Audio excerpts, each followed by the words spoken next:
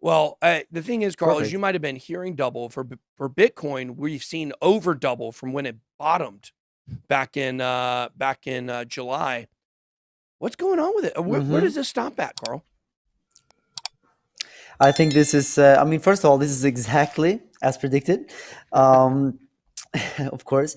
No, but I think that this has been expected now because we've seen such extreme strength from Bitcoin on basically all time frames. And the fundamentals have been strong, the technicals have been strong. We saw the ETF got approved now. That was just kind of the final nail in the coffin for the bears. And everything has just been looking very, very bullish. And breaking the all-time highs is something that, of course, was inevitable. And the fact that What just happened? one I hundred hit the thousand wrong button. dollars, Sorry, and you're good. You're good. Sorry. yeah, and I'm sure we're gonna see $100,000 within the next 1 to 3 months. But I'm sure also this could happen even sooner if Bitcoin starts to do what it usually does, run like crazy when we see the all-time highs. So um, I think if you're a Bitcoin bear, I would be very, very scared right now. Yeah, and guys, make sure to go subscribe to Carl's channel. I don't know if we have in the description or not, but you guys go search the moon on YouTube. Maybe you can put it in the chat. Yep, I got TJ. it. We'll put his link there so you guys can go check him out. Joan here says this guy is a bear. No, actually, he's not a bear. He doesn't even have a beard. But no, in all seriousness, though, Carl's not a bear. Carl lives and dies by the charts. This is a chart guy. So sometimes he sees breakdowns. Sometimes he sees break up. Sometimes he gives you a range and says, well, if it goes above this, then it's bullish. If it goes below this, it's bearish. I mean, Carl knows the struggle of being an influencer and trying to help people, and people kind of trying to mischaracterize what you do. But Carl, I want to know, do you have anything on the chart so you can kind of pull up and show us? If you hover over the bottom, there's a screen, looks like a computer screen. You can click that and you can share your screen if you have something. Well, I clicked it now and it looks red now. You should click it, and there'll be an option to share screen, share like whole screen or browser. Yeah, it'll say choose what to share, and then you can choose. And then is it showing that for you? Well, it would be amazing if this played out exactly as you are telling me, but actually I can't see those options. Okay, so it's the screen is red, or the TV screen is red or green? When I'm clicking it, it's red. Okay. Wow, that's weird. And then it doesn't have a pop-up that comes up? Not really. Okay. Well, we had a good run, Carl. We had a good How about how about we just go into this question, because this is what a lot of people want to know right now. I mean, I don't know what the biggest question you're getting is. Well, let's cover the major questions here. I'll go and lay them out, and then we can kind of go through them real quick. Number one, where does this stop at and when? Number two, what do people do about altcoins? And kind of, encapsulate in that is Ethereum specifically. People want to know, when is Ethereum going to break out? It's moving right now, but it seems like that's probably just a natural response to Bitcoin going up. When are we going to see Ethereum start, plugging away at Bitcoin? So let's start there. Where does this stop right now? Where does this pump end? Okay, so in regards to Ethereum, I'm very bullish. I actually earlier today video about this. I said that I think that Ethereum is right now lagging behind a little bit, but as soon as Bitcoin has broken through all-time high and had a big run and then starts consolidating, that's when I think Ethereum is going to start really pushing up towards my target is $4,600 for the next maybe, let's say, couple of weeks, because that's the target out of a huge inverse head and shoulders on the Ethereum chart. And actually, that's why I earlier today made a $1 million Ethereum long position over on Bybit. That I made a video about it actually, because I'm essentially waiting for Ethereum to catch up with Bitcoin. Well, just a few hours later, we saw Bitcoin break all-time highs. Ethereum got a nice little run above 4K. So the trade is playing out nicely so far. But I really do believe that 4.6K for Ethereum is the target in this move. But I think Ethereum is going to get the very, very explosive move towards 10K, 15K, 20K. later in this bull cycle when Bitcoin, probably when Bitcoin already topped out or is close to topping out, somewhere between 100K and 300K. Let's say somewhere there's in that number between I there. warned my people about. I warned my people about that 300K number. I'd say it's not going to happen. Yeah. What? Okay. What did, Well, I think it's very possible. Very yeah, possible, actually. Carl, I know you do. I believe that you genuinely believe what you're saying for sure. Yeah. I do know that for sure. And I think when you're looking at the charts, that seems to be what it would suggest. I think 300, when you take in the fundamentals and stuff, I just think that there is, you know what I think. I think the brakes are getting put on. They don't want it to go that high, and that's why it won't go that high. So I tell my people, and Carl, if I were you, I would start looking at, what if 100K is the top, and you're telling people 300K, and then it goes to 100K and gets wrecked, and people are kind of clinging on to that. I think maybe showing both situations could be beneficial to your audience. Can I ask you a question? I mean, Yeah. you say you're very confident that the elites are gonna put on the brakes. Yep. But what if the brakes don't work? It's just like a tsunami. If you have a tsunami, you can try to stop it, but ultimately a tsunami is kind of too strong, right? You cannot stop it. You can maybe prolong the catastrophe, but you cannot really stop it. So it's just gonna flow over. I think Bitcoin could be this tsunami that is just literally impossible to stop because it's like an unstoppable force. The free market is just too strong. The free market is this tsunami that already decided that Bitcoin is the best form of money in the world. And I mean, I guess the question is, what are the brakes? Like, exactly how are they going to stop Bitcoin? They have over 50 of the top 100 Bitcoin addresses. They start selling that. Boom. Because I think what you really have to understand is, I'm not speaking down to you like you don't know. The institutional money is the overwhelming money in this market. That's why when you see the volume right now, I think there's a lot of clues to this. I think there's a lot of clues outside of somebody told me. Look at the volume, okay? What have we traditionally believed about volume? We have to have the volume to have these massive spikes.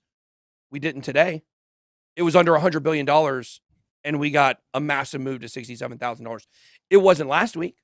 It was under $100 billion when we spiked up to above 60. And when you start understanding that the lower the volume is, the easier it is for them to move the market, there's not the incentive really for to get the retail investor coming in to move the market until it gets to the top, because then the retail investor has to be who they're selling their bags to, right? Because that's who loses. The people watching our channels right now, y'all are not going to lose unless you hodl back down to zero, or not zero, but you guys understand what I'm saying. The people that are going to lose are the new people coming in, taking out loans to buy their first Bitcoin at $100,000. And those are the people that are going to be seeing the top. But I understand what you're saying about, like, if they're going to throw the brakes on the market, they have the power to do it because they have a huge amount of money in the space, way bigger than anybody even knows. If you look at the biggest wallet addresses, so you're saying that the institutions, they have the biggest wallet addresses, and the brakes are essentially them selling the Bitcoin. Right. Is that what that's what you're saying? Yeah. So absolutely. Like, what institutions, like, and what wallet addresses? Do you know specifically which ones? Well, I do. Well, I do specifically know some of them, but if you go, here's an interesting thing when you talk about the wallet addresses. If you go and you look at the top 100 wallet addresses, half of these addresses have been created 2019 and on. Okay, who are the people out there that have enough money to instantly buy their way into the top 100 addresses? The rest of them, early miners, early Bitcoin holders, probably founders of projects at some point, where they moved money over to Bitcoin in 2015, 2016. They were able to do it. But 2019 on, Carl, who do you know that has billions of dollars to buy themselves into the market? It's a good question, right? It's a good question. And so they have the money to do it. And the answer, when you talk about the brakes getting thrown on, that's why I'm saying, even if they get thrown on at 100, it could go to 110, 120K. I mean, maybe in the wildest possible way 130 to 150. I can't imagine that. That's why I keep saying 120 would be the absolute top, most bullish scenario. But you know, I think that when you're who has enough money at that point to keep buying into Bitcoin to push it that high? Well, I guess my question to you is like, do you think Bitcoin is going to go to $1 million in the next cycle? No, I no longer believe that.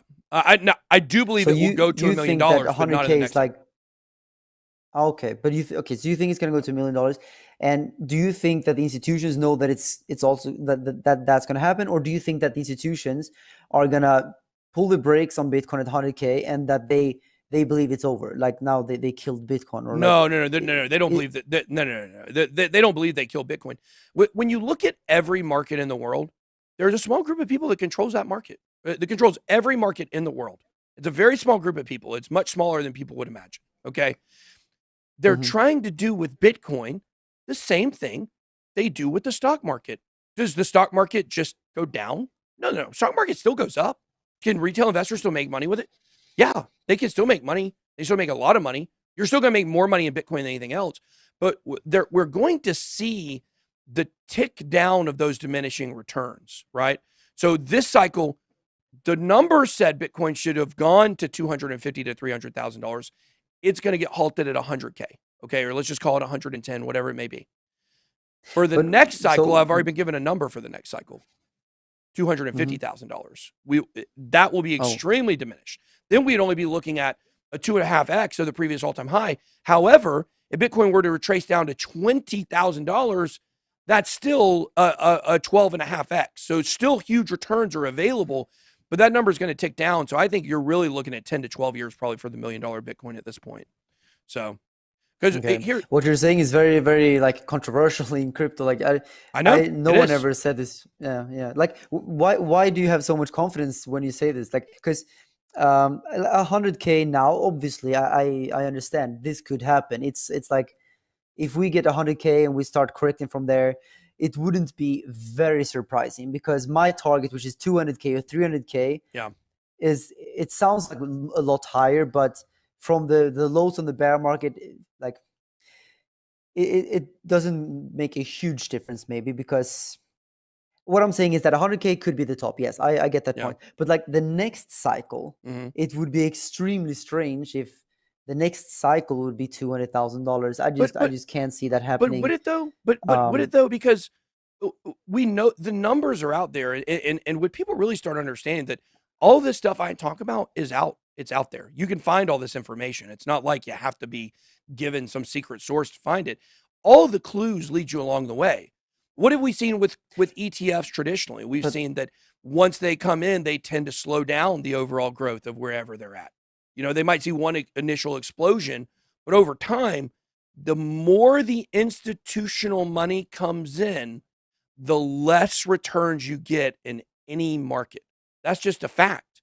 And so because of that, why would it be strange? Like, it would be strange based on the history of Bitcoin and the retail sentiment and people coming in, but it wouldn't be strange to look at the macro of every market in history and to see when the institutions get involved. Because this is what people have to understand. A 12.5x gain from the bottom of the market for an institution is still gigantic because they have so much money in it. That's not as big for somebody that has 10,000 and they make, 30,000 or 136,000, whatever it would be. That's not as big for them, but that's still huge for the institution. And so you just have to understand that that's the way this works. And I think a lot of people in crypto, you're right, what I'm saying is very controversial, because this has not been the narrative that we've been given on this channel over the last 2 or 3 years. It's not the narrative you've been this given. This makes you a Bitcoin bear, actually. Like $200,000 for the next 5 years. It actually makes you a Bitcoin bear. 250. I mean, doesn't make it much better. It's like very, very bearish. Like, let me tell you what I believe. I think we're gonna see $300,000. Well, not 300,000, but I would say somewhere between 100,000 and 300,000 for this cycle. Maybe it's 150, maybe it's 250, somewhere in between, right? And then we're gonna see a big correction, probably down to $60,000, $50,000. So we're going to revisit these levels we're at right now in the bear market. And then we're going to see a bear market for like 2-3 years. And the next Bitcoin cycle is likely going to go between $1 million and $5 million per Bitcoin, in my opinion. And we have to adjust for inflation. So with inflation, this would mean that like the Bitcoin price nominally might be at like $13 trillion per Bitcoin, but the actual value of Bitcoin adjusted for inflation would be 5 million approximately. And then I think Bitcoin could actually go even higher than that, because this would only mean that Bitcoin takes over all the money in the world, which I think it will ultimately. I think Bitcoin will become the world reserve currency. Whether that happens in the next cycle or not, that remains to be seen, but I think that it's possible. But in the cycle coming after that, that's when we're going to see kind of the end game, where the whole fiat system absolutely collapses and gets destroyed by Bitcoin. And that's when Bitcoin not only will soak up all the money in the world, but also will start soaking up value from real estate, the stock market, and other stores of values. Could be old paintings and vintage cars, everything that has been absolutely Pluto Alliance blown up. NFTs, you know. Yeah, but everything that has been blown up by inflation, which is all of these assets that people are using as a store of value. So what I'm saying is that the end game for Bitcoin is not only to take over all the money in the world, but could also take over all the value, or a lot of the value of all the assets out there that people are using as a store of value. Because people right now are buying real estate and stocks not only because they are bullish on certain assets, but they are using it as a store of value because they have no choice. If they keep the money in the bank, they lose money because of inflation. So they need to buy these assets, and that's the whole point of printing money, to push people into speculation and jumpstart inflation, right? But it just creates this speculation mania, which we're seeing in stocks and real estate. And I think when people realize that when there is a safer way and more liquid way to store value than in real estate or stocks, then they will take a big part of this money or value and buy Bitcoin instead, because Bitcoin is more liquid, it's easier to transfer, and it's actually safer. You don't have any third-party risk. You have no default risk. You don't have to trust anyone. So yeah, I'm extremely bullish on Bitcoin. I think Bitcoin could go way above $5 million per Bitcoin. I think it could go to 10 million, maybe even $15 million per Bitcoin, if like the most bullish scenario happens, which is maybe not very likely, but it's possible. But even if we go to only $1 million, I'm happy. A few things here. Now let's remember, today we're talking about Bitcoin at $66,000, $67,000. Phenomenal. We love it. A couple things I want to get to real quick, and then we're going to come back to you, which is we just hit 20,000 viewers on this video right now. So we got 7,500 likes. I think we probably get to 10,000 today. Maybe we'll see what happens. Everybody, stop what you're doing. Hit the like button. If you like when we bring guests on the show, hit the like button. If you like XRP, hit that like button. If you like BitBoy Crypto, if you like Bitcoin, if you like anything in the world, if you have a like, give it to the channel right now. We would appreciate that. Also, Jason Casper, $99.99 super chat, said, Carl and Ben are my two favorite crypto YouTubers, plus Bitcoin all-time high equals a great day. Giant Market Cipher B green dot on the stream right now. So that is phenomenal. I want to get to what you said, though, Carl, because, like, once again, Carl, I feel like you're saying all the right stuff. Not a single lie was told in what you said. You didn't tell a single lie. Everything you said, extremely accurate. Hence, why the institutions are trying to control it.